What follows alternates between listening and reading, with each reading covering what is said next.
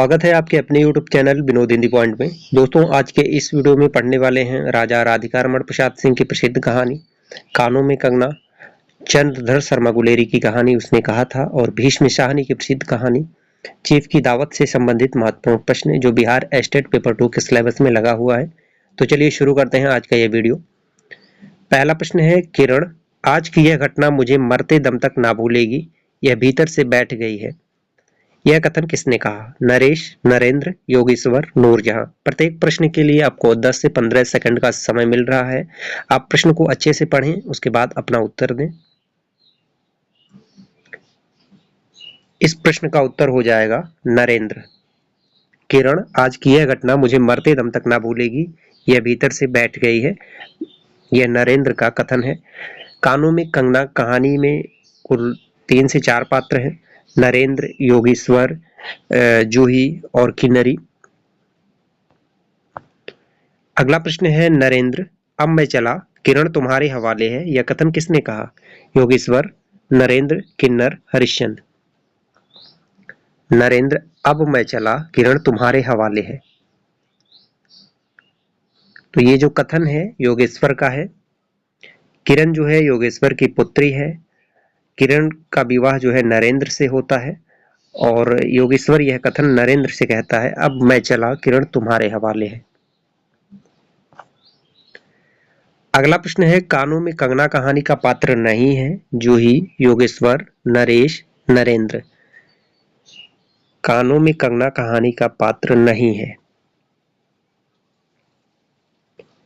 तो सही उत्तर हो जाएगा नरेश। यह कानों में कंगना कहानी का पात्र नहीं है। जूही है, योगेश्वर है, नरेंद्र है, किन्नरी है, ये सभी कानों में कंगना कहानी के पात्र हैं।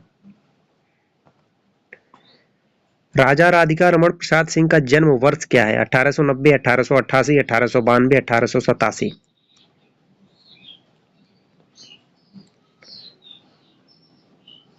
तो इनका जन्म वर्ष है 1890। 10 सितंबर 1890 रोहतास बिहार में इनका जन्म हुआ था। कौन सी कहानी राजा राधिका रमण प्रसाद सिंह की नहीं है? सुरबाला, बिजली, मरीचिका, सुखमय जीवन।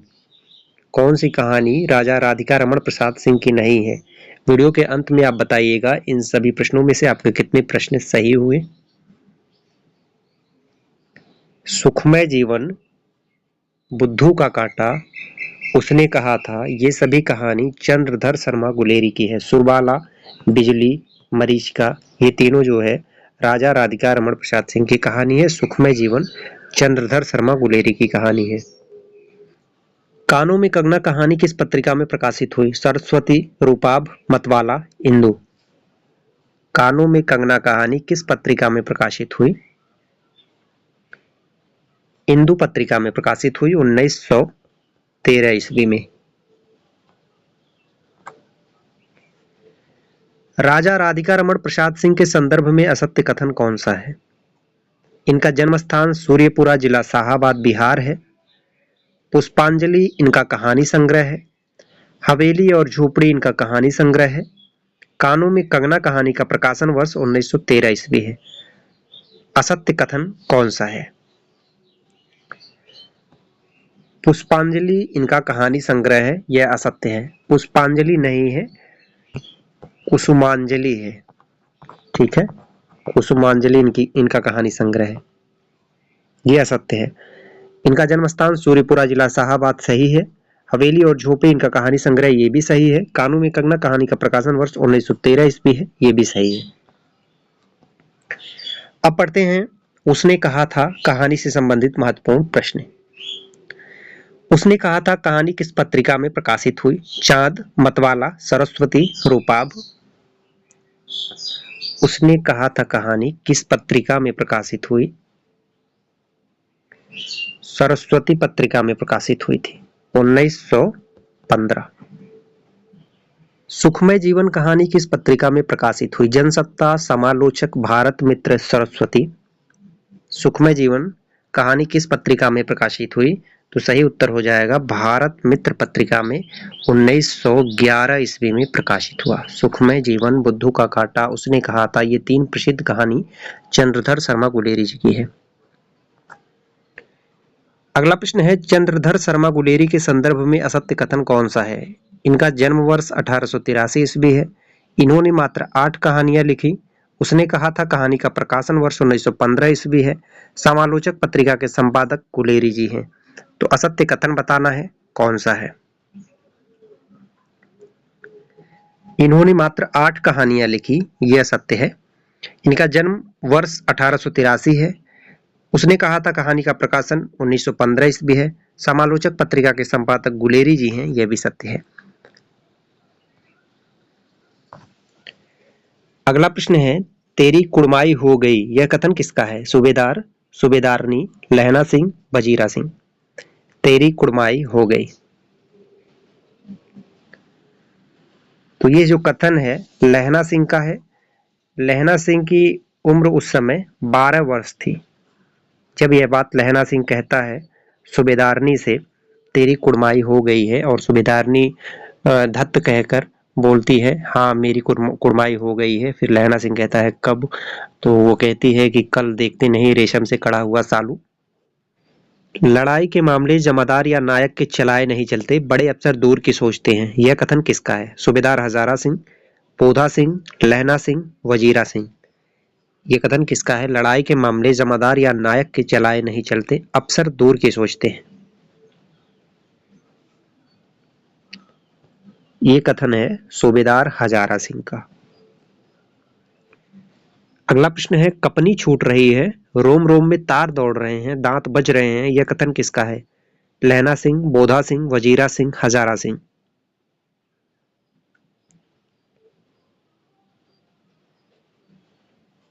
कपनी छूट रही है, रोम रोम में तार दौड़ रहे हैं, दांत बज रहे हैं, ये कथन है बोधा सिंह का।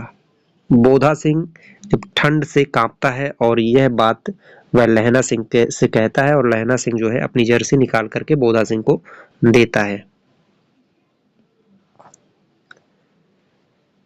क्या मरने मारने की बात लगाई है? मारे जर्मनी और तुर्क, हाँ भाइयों कुछ गाओ, यह कथन किसका है? क्या मरने मारने की बात लगाई है? मरे जर्मनी और तुर्क, हाँ भाइयों कुछ गाओ, यह कथन किसका है? वजीरा सिंह, लहना सिंह, बोधा सिंह, हजारा सिंह।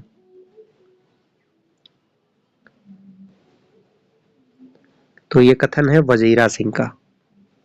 अगला प्रश्न है, क्यों साहब हम लोग हिंदुस्तान कब जाएंगे? लड़ाई खत्म होने पर। क्यों? क्या यह देश पसंद नहीं? यह कथन किसने कहा? लहना सिंह, वजीरा सिंह, बोधा सिंह, लप्टन साहब।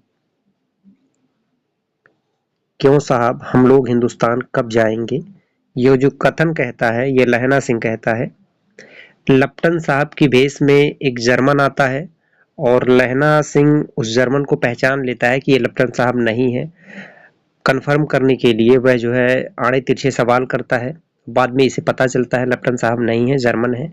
तो इस तरह के सवाल वह जो है उस जर्मन से करता है और इसी से लहना सिंह को पता चल जाता है कि यह लप्टन साहब नहीं है, लप्टन साहब की भेष में एक जर्मन है।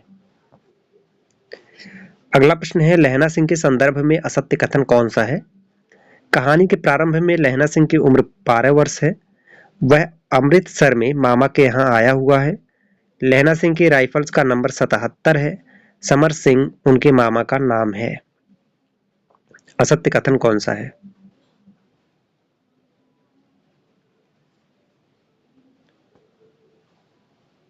समर सिंह उनके मामा का नाम नहीं है, उनके मामा का नाम है अतर सिंह।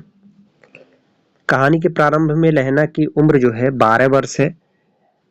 तेरी कुड़माई हो गई है क्या, जब यह बात लहना सिंह कहता है सूबेदारनी से, तो उस समय लहना सिंह की उम्र 12 वर्ष होती है और वह अमृतसर के में मामा के यहाँ आया हुआ है। लहना सिंह के राइफल्स का नंबर 77 है।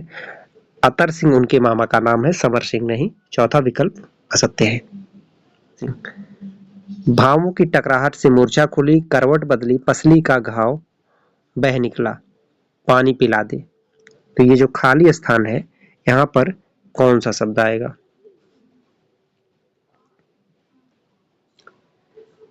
यहाँ पर आएगा वजीरा। ये बात लहना सिंह कहता है वजीरा से। भावों की टकराहट से मूर्छा खुली जब लहना सिंह को गोली लग जाती है और वह जो है घायल अवस्था में है, बहुत खून बह रहे हैं। तो यह बात वजीरा सिंह से लहना सिंह कहता है, भावों की टकराहट से मूर्छा खुली, करवट बदली, पसली का घाव बह निकला, वजीरा पानी पिला दे। अब पढ़ते हैं भीष्म साहनी की प्रसिद्ध कहानी चीफ की दावत। कौन सा कहानी संग्रह भीष्म साहनी का नहीं है? शोभा यात्रा, भटकती राख, पहला पाठ हलवाहा।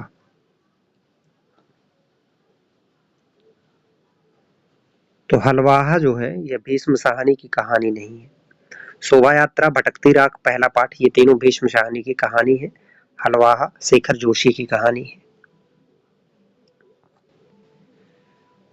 भीष्म साहनी को उनकी किस रचना पर साहित्य अकादमी पुरस्कार प्राप्त हुआ? तमस, बसंती, भाग्यरेखा, निशाचर।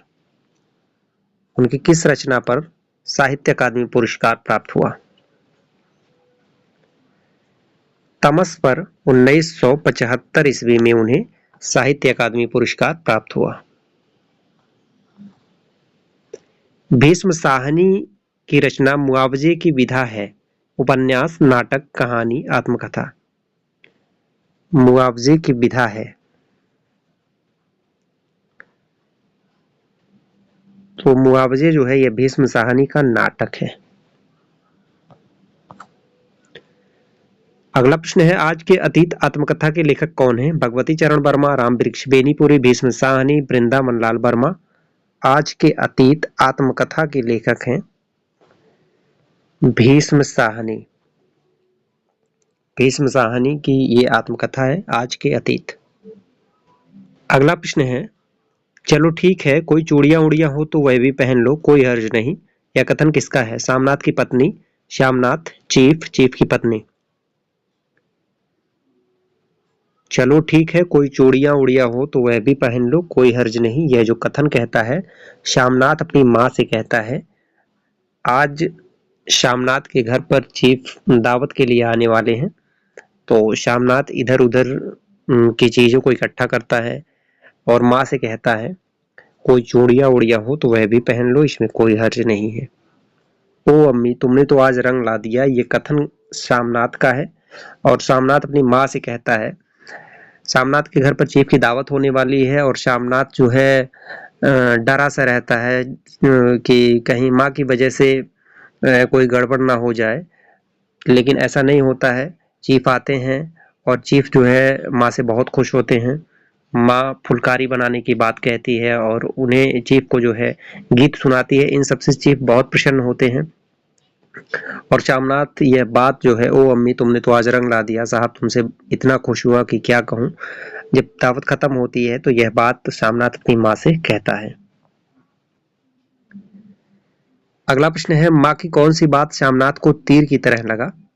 फुलकारी ना बनाने को लेकर, माँ को नींद आ रही थी इसलिए, सब जेवर तुम्हारी पढ़ाई में बिक गए, या फिर माँ के दोनों पैर कुर्सी पर थे इसलिए। कौन सी बात श्यामनाथ को तीर की तरह लगी? तो सब जेवर तुम्हारी पढ़ाई में बिक गए। यह बात जब माँ कहती है श्यामनाथ से, तो श्यामनाथ कहता है, क्यों गड़े मुर्दे उखाड़ रही हो, वही पुरानी बातें, वही राग क्यों अलाप रही हो। तो श्यामनाथ की माँ कहती है, मैं ये बात बता रही हूँ, कह रही हूँ, मेरे पास जेवर नहीं है। तो ये जो बात माँ कहती है कि सब जेवर तुम्हारी पढ़ाई में बिक गए, तुम्हारी पढ़ाई में लग गए, तो यह बात श्यामनाथ को तीर की तरह चुभती है। आज की प्रश्नोत्तरी यहीं पर समाप्त होती है। मिलते हैं अगले वीडियो में कुछ नए प्रश्नों के साथ। तब तक के लिए नमस्कार।